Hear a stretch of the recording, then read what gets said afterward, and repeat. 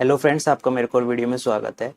अभी तक हम वॉइड रेशियो और पोरोसिटी हम लास्ट लेक्चर में कर चुके हैं सॉइल मैकेनिक्स के। आपको कंप्लीट प्लेलिस्ट सॉइल मैकेनिक्स के अभी तक जितने लेक्चर हो चुके हैं आपको आई बटन में मिल जाएगी और डिस्क्रिप्शन बॉक्स में मैं डाल दूंगा।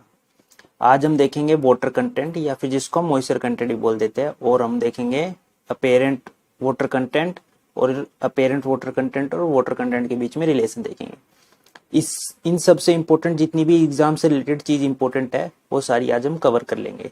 आपको कंपटीशन एग्जाम में या फिर कॉलेज के एग्जाम में भी जितनी चीज इंपॉर्टेंट पूछी जाती है सारी चीजें हम कवर करेंगे। तो चलिए स्टार्ट करते हैं। तो हमारा वाटर कंटेंट, हम इसको हम एक और नाम से जानते हैं मॉइस्चर कंटेंट, तो हमें ये भी याद रखना है। ठीक है, हमारा वाटर कंटेंट को हम डब्ल्यू से डिनोट करते हैं, स्मॉल डब्ल्यू से। ठीक है, ये भी हमें याद रखना है। और हमारा इसका जो फॉर्मूला होता है ना, वो हम बोल सकते हैं mass of water divide by mass of solid. ठीक है, मास ऑफ वाटर या divide by mass of solid. ठीक है, या फिर हम मास की जगह पे हम एक और चीज बोल सकते हैं, weight. Weight of water divide by weight of solid. ये रेशियो में होता है इसलिए 100 से इंटू किया है, परसेंटेज में होता है इसलिए 100 से इंटू, नहीं तो हम इसको नॉर्मली रेशियो में भी लिख देते हैं। ठीक है, अगर हम सिंपल इसको लिख देंगे तो रेशियो हो जाएगा, अगर उससे 100 से इंटू कर दे तो परसेंटेज में निकल आता है कितना परसेंटेज ऑफ वाटर कंटेंट है किसी भी सॉइल के अंदर। ठीक है, तो ये सॉलिड याद रखना। ठीक है, ऐसे सॉइल मत लिख लेना। ठीक है, सॉइल अगर आ जाता है ना तो पूरा चेंज हो जाता है फॉर्मूला। ठीक है, सॉलिड पोर्शन, सिर्फ सॉइल सैंपल का सिर्फ जो सॉलिड पोर्शन होगा उसका मास। ठीक है, और हमारी जो इसकी रेंज होती है ना वो होती है हमारी 0 से इन्फिनिटी। ठीक है, ये 0 भी हो सकता है क्योंकि जो वेट ऑफ वाटर है या फिर मास ऑफ वाटर है वो 0 हो सकता है। वेट ऑफ वाटर 0 कब होगा? जब हमारी ड्राई सॉइल होगी। ठीक है, ड्राई सॉइल की कंडीशन में अगर हमारी ड्राई सॉइल होगी तो हमारा वेट ऑफ वाटर या फिर मास ऑफ वाटर 0 हो सकता है, इसलिए 0 भी हो सकता है। और ये इन्फिनिटी क्यों लिखा हुआ है? क्योंकि ये एक से ज्यादा भी हो सकता है। हमें एक ऐसी वैल्यू आ सकती है जिसका हमें पता नहीं है। ठीक है, वो कैसे? हमारी ऐसा भी हो सकता है कि मास ऑफ वाटर जो हमारा है मास ऑफ सॉलिड से ज्यादा हो, पानी की मात्रा ज्यादा हो, तो एक से ज्यादा भी हो सकती है इसकी वैल्यू। ठीक है, इसलिए इन्फिनिटी लिखा हुआ है क्योंकि इसकी वैल्यू 0 से इन्फिनिटी के बीच में होती है। और हम अगर चाहे तो स्टेटमेंट में इजी से डिफाइन भी कर सकते हैं। अगर हम वाटर कंटेंट को करना हो तो water content is define as the amount of water present in a given volume of soil with respect to that of solid. बस यही हमने स्टेटमेंट में लिख दिया फॉर्मूले को।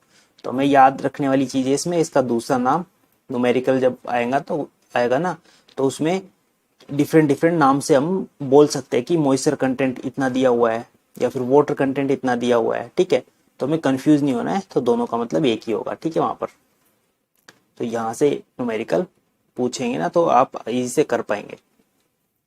बाकी अब हमारा आता है अपेरेंट वाटर कंटेंट। ये भी इंपॉर्टेंट है, इसको हम बस डब्ल्यू, स्मॉल डब्ल्यू डैश से डिनोट कर देते हैं। ठीक है, याद रखना हमें। Amount of water present in the soil, ये क्या है? हमारा अमाउंट ऑफ वाटर प्रेजेंट जो है सॉइल के अंदर, वो हमारा ये रिप्रेजेंट करता है कंप्लीट सॉइल के अंदर। ठीक है, इसके अंदर कितना था?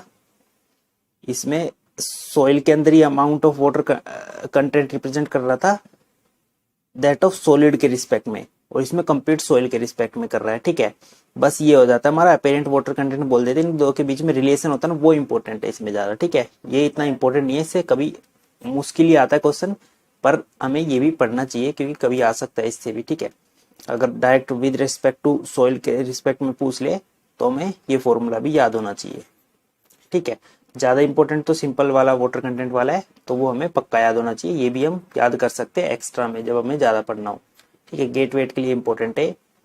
तो डब्ल्यू डैश, तो wait of water divide by weight of soil, तो इसका फॉर्मूला हो जाता है सॉइल। वहां पर सॉलिड था, यहाँ पर सॉइल हो जाता है, बस सिंपल।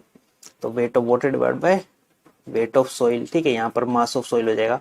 ऐसे इसकी रेंज भी हमारी एक से कम हो जाएगी क्योंकि जो है ना हमारा सॉलिड था ना, सॉलिड हमारा वेट ऑफ वाटर ज्यादा हो सकता था वेट ऑफ सॉलिड से, पर जो हमारा वेट ऑफ वाटर है ना वो हमारा टोटल वेट से कभी ज्यादा नहीं हो सकता। ठीक है, टोटल वेट से सॉलिड से ज्यादा क्योंकि नहीं हो सकता क्योंकि इसमें जो है ना टोटल वेट में हमारा वेट ऑफ वाटर भी आ जाता है।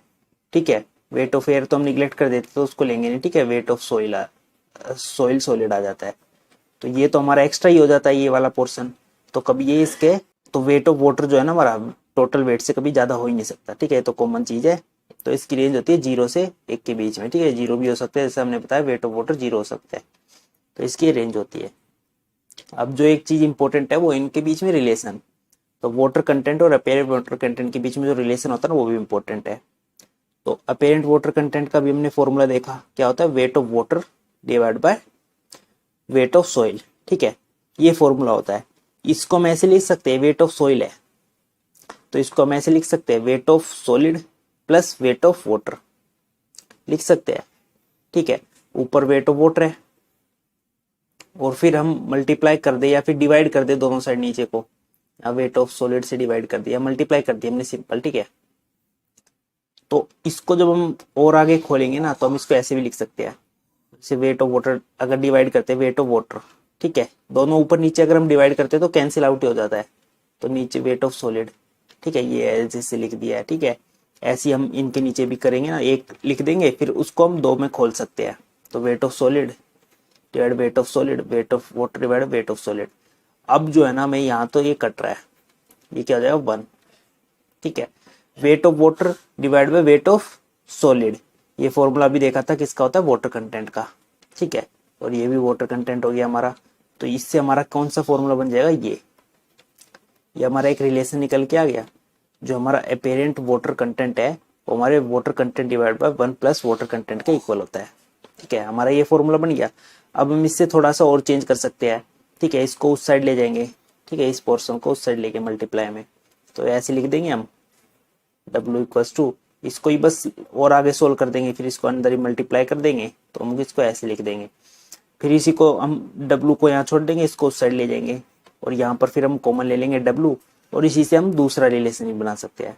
तो ऐसे ही हम दोनों रिलेशन को याद रख सकते हैं, नहीं तो ये इतने ज़्यादा इंपॉर्टेंट नहीं है, फिर भी कुछ एग्जाम में पूछ लेते हैं, ठीक है। तो आपको ये भी याद रखनी चाहिए, जो मोस्ट इंपॉर्टेंट था वो तो हमारा सिंपल वाटर कंटेंट, जो हमारा 100% हमें याद होना चाहिए, इससे तो क्वेश्चन आता ही आता है, ठीक है। और कुछ पूछना हो, आपका डाउट हो तो आप पूछ सकते हैं, और बाकी भी सॉइल मैकेनिक्स की सारी कंप्लीट प्लेलिस्ट आपको मेरे स्क्रीन पर और डिस्क्रिप्शन बॉक्स और आई बटन में मिल ही जाएगी। Thank you for watching, please like share and subscribe.